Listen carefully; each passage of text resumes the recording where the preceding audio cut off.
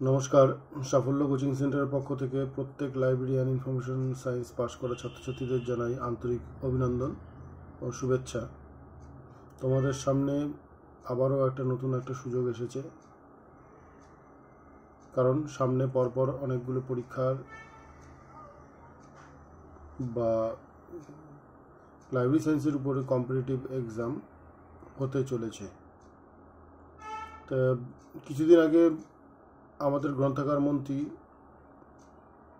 তিনি একটি বিবৃতি বা বিজ্ঞপ্তি বা প্রেস কনফারেন্স করে বলেছিলেন যে পশ্চিমবঙ্গে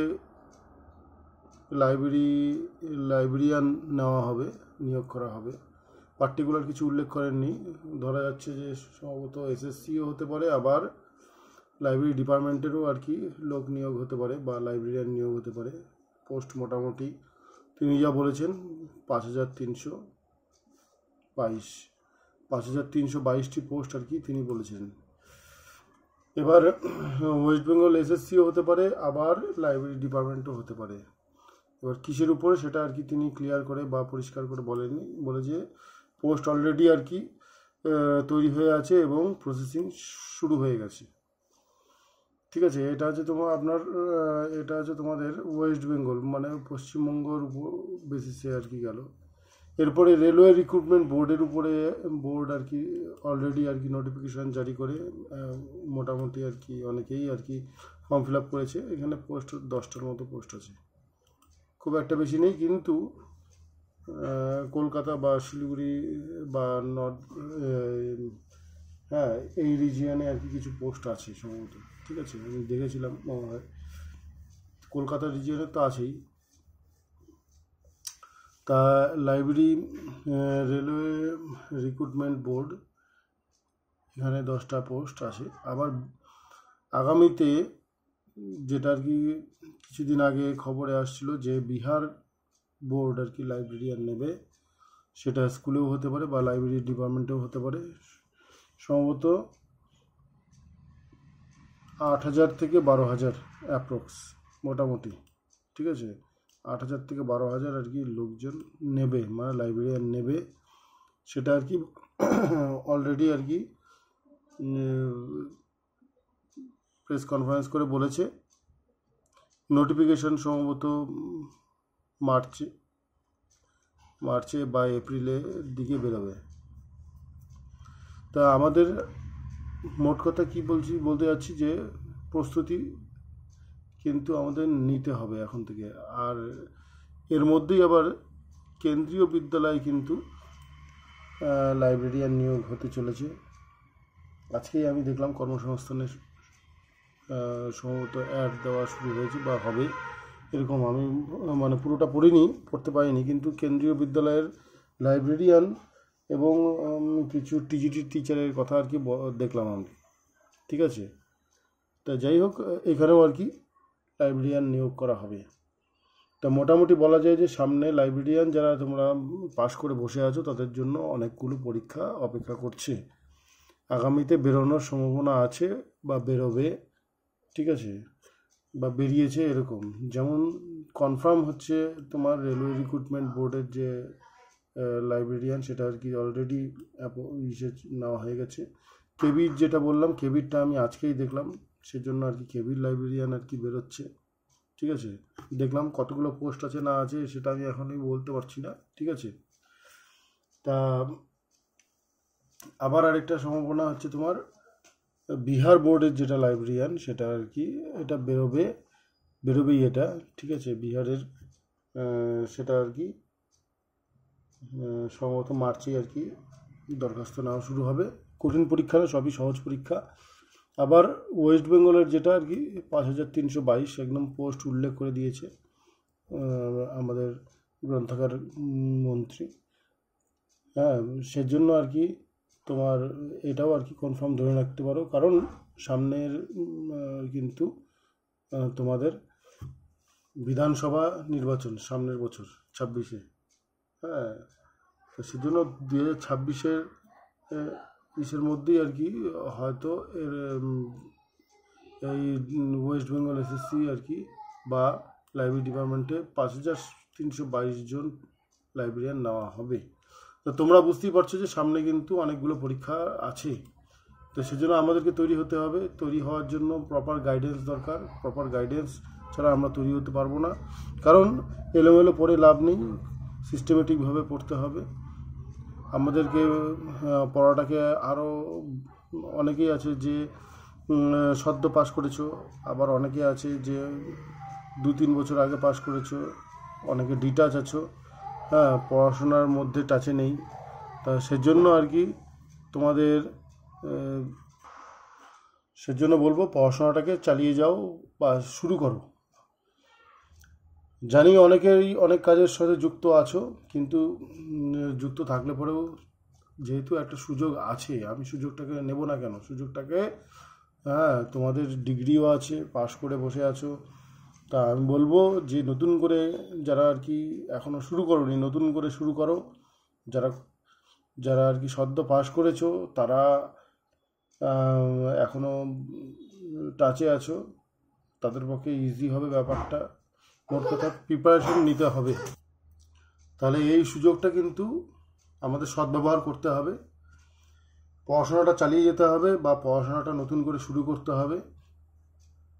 তা সেজন্যই আমি তোমাদের বলছি যে আমাদের কিন্তু প্রিপারেশনটা ভালোভাবে নিতে হবে, কারণ সুযোগ কিন্তু একবারই আসে। সুযোগ কিন্তু হাতছাড়া হয়ে গেলে পরে, সময় চলে গেলে পরে আমাদের কিন্তু কিছু করার থাকে না। সেজন্য সামনে যেহেতু একটা সুযোগ আছে, সেই সুযোগটাকে আমাদের ধরতে হবে। অনেকদিন পরে আমি ভিডিওটা বানাচ্ছি, তা আশা করি তোমাদের রেসপন্স আমি পাবো। তা ভিডিও মানে কিছুদিন আগে পর্যন্ত ভিডিও বানিয়েছিলাম, কিন্তু কিছু সমস্যার জন্য বানাতে পারিনি তোমাদের রেগুলার। তা আশা করি সামনে ভিডিওগুলো, সামনে তোমাদের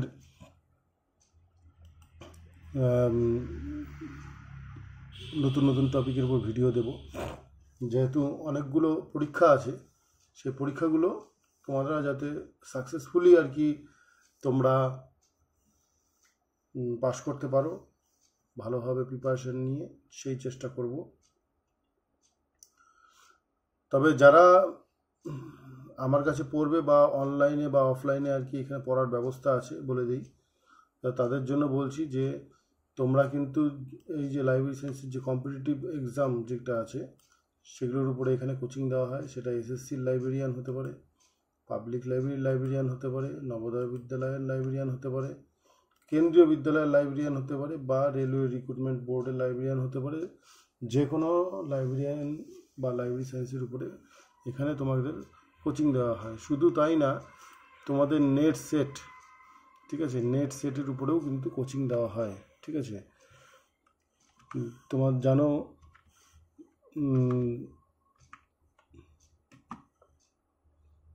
তোমাদের নেট সেটের উপরেও কিন্তু কোচিং দেওয়া হয় এখানে। হ্যাঁ, এই নেট সেটের উপরেও কিন্তু কোচিং দেওয়া হয়। তো তোমরা যে কোনো বিষয়ে এখন থেকে যদি প্রিপারেশন নেওয়া শুরু করো, তাহলে পরে মোটামুটি ধরে নাও যে সামনের যে আমাদের জুলাই আছে, যে জুন মাসের যে নেটটা হবে, ঠিক আছে, সেখানেও তোমরা অ্যাভেল করতে পারবা। তবে একটা মজার বিষয় হচ্ছে, যেহেতু তুমি কম্পিটিটিভ এক্সাম বলো বা যাই বলো না কেন, নেট সেট বলো বা যাই বলো না কেন, তোমাদের কিন্তু বিএলআইএস এমএলআইএস এর বাইরে আরও অনেক কিছু জানতে হবে। আরেকটা বিষয় হচ্ছে যে এদের সিলেবাস কিন্তু মোরাললেস সব সেম। ঠিক আছে, সে তুমি এসএসসি বলো, লাইব্রেরি সায়েন্সের বা তোমার পাবলিক লাইব্রেরি বলো, বা নবোদয় কেবি যাই বলো না কেন, বা বিহার বোর্ডই বলো না কেন, রেলওয়ে রিক্রুটমেন্ট বোর্ডই হোক না কেন, প্রত্যেকের সিলেবাস কিন্তু একই রকম। তাই আমাদের প্রিপারেশন কিন্তু একই রকমভাবে চলবে। ঠিক আছে, তবে একা একা কিন্তু সম্ভব না এত বড় প্রিপারেশন নেওয়া। সেজন্য তোমাদেরকে অনলাইনে বিভিন্ন জেলার ছেলেমেয়েরা আমার এখানে পড়ছে, কিন্তু তাও আমি বলছি তোমাদের যে আরেকটা নতুন ব্যাচ আমরা শুরু করব। সেজন্য বিএলআইএস বা তোমাদের অনলাইনে একটা নতুন ব্যাচ শুরু হবে। কেউ যদি অফলাইনে করতে চাও, অফলাইনেও আসতে পারো, কোনো অসুবিধা নেই, কিন্তু অনলাইনে নতুন ব্যাচ শুরু হবে মান্থলি সিস্টেমে। তো তোমরা যোগাযোগ করো, অবশ্যই ফোন করো বা হোয়াটসঅ্যাপ করো এই নাম্বারে, সাফল্য কোচিং সেন্টারে এই নাম্বারে তুমি ফোন হোয়াটসঅ্যাপ করতে পারো, তারপরে ডেটটা জেনে নেবে কবে থেকে শুরু হচ্ছে। তো যাই হোক, আরেকটা জিনিস বলে রাখি, বিএলআইএসেরও এখানে কোচিং দেওয়া হয়, এমএলআইএসেরও থিওরি, ডিসার্টেশন, অনেকে ডিসার্টেশন নিয়ে সমস্যায় পড়ে। সেই সমস্যা সমাধানের জন্যই আর কি তোমাদের হেল্প করা হয় বিভিন্ন বিষয়ে এমএলআইএসের ডিসার্টেশনের উপর। তা যাই হোক, তোমাদের আশা করি এই ভিডিওটা কাজে লাগবে, কিছুটা হলেও ইনফরমেশন তোমরা পাবা, এবং পড়াশোনা যে শুরু করতে হবে সেই বিষয়টা তোমরা অলরেডি বুঝতে পারছো। চুপচাপ বসে থেকে লাভ নেই, কারণ কেউ কিন্তু বসে নেই, সুযোগ কিন্তু একবারই আসে, এই সুযোগ ধরতেই হবে। ঠিক আছে, কিছুদিন আগে পাবলিক লাইব্রেরি এক্সাম যেটা হয়ে গেল, সেইখানে কিন্তু অনেক ছেলেমেয়েই আমার এখান থেকে পড়ে কিন্তু সাকসেসফুলি জব করছে তারা। ঠিক আছে, প্রত্যেকটা জেলার ছেলেমেয়ে বা বিভিন্ন জেলার ছেলেমেয়ে এখানে পড়াশোনা করে অনলাইনে পড়েছে, অফলাইনেও পড়েছে। তা অনেকেই কিন্তু চাকরি পেয়ে গেছে, তারা জয়েন করেছে এবং কাজকর্ম সুন্দরভাবে করছে।